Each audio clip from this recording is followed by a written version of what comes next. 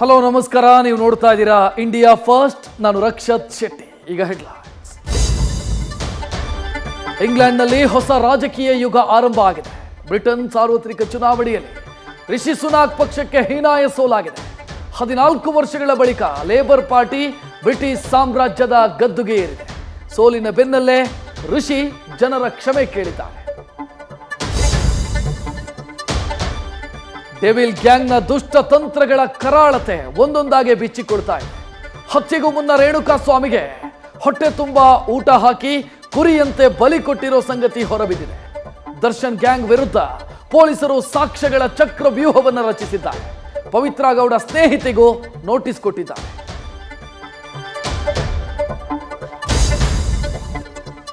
ಲೈಂಗಿಕ ದೌರ್ಜನ್ಯದ ಆರೋಪ ಹೊತ್ತಿರೋ ಪ್ರಜ್ವಲ್ ರೇವಣ್ಣಗೆ ಮತ್ತಷ್ಟು ದಿನ ಜೈಲೇ ಗತಿಯಾಗಿದೆ.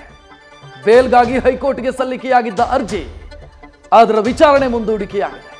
ಜಾಮೀನು ಅರ್ಜಿಯ ವಿಚಾರಣೆ ತರಾತುರಿ ಇಲ್ಲ ಅಂತ ನ್ಯಾಯಪೀಠ ಹೇಳಿದೆ. ಎಸ್ಐಟಿಗೆ ಆಕ್ಷೇಪಣೆ ಸಲ್ಲಿಸೋದಕ್ಕೆ ನೋಟಿಸ್ ಕೊಟ್ಟಿದೆ. ಸಿದ್ದರಾಮಯ್ಯ ಆಗಾಗ ಕನ್ನಡ ಮೇಷ್ಟ್ರಾಗೋದು ಗೊತ್ತಿರೋ ಸಂಗತಿ. ಆದರೆ ಇವತ್ತು ಶಾಲೆಗೆ ಹೋಗಿ ಶಿಕ್ಷಕರಂತೆ ಬೋಧನೆ ಮಾಡಿದ್ದು ಹೊಸ ವಿಷಯ. ಚಾಮರಾಜಪೇಟೆಯ ಮೊರಾರ್ಜಿ ದೇಸಾಯಿ ವಸತಿ ಶಾಲೆಗೆ ಭೇಟಿ ಕೊಟ್ಟಿದ್ದ ಸಿಎಂ ಮಕ್ಕಳಿಗೆ ಕನ್ನಡ ವ್ಯಾಕರಣದ ಪಾಠ ಮಾಡಿದ್ದು ಎಲ್ಲರ ಗಮನ ಸೆಳೆಯಿತು. ರಾಜ್ಯದಲ್ಲಿ ಮಳೆರಾಯನ ಆರ್ಭಟ ಮುಂದುವರೆದಿದೆ. ಕರಾವಳಿಯಲ್ಲಿ ವರುಣನ ಅಬ್ಬರಕ್ಕೆ ಗ್ರಾಮಗಳೇ ಮುಳುಗಡೆಯಾಗಿದೆ.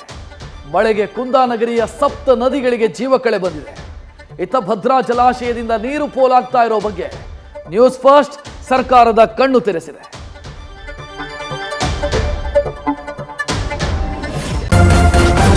ನ್ಯೂಸ್ ಫಸ್ಟ್ ನಿರ್ಭೀತಿಯಿಂದ ನಿಮ್ಮ ಪರವಾಗಿ.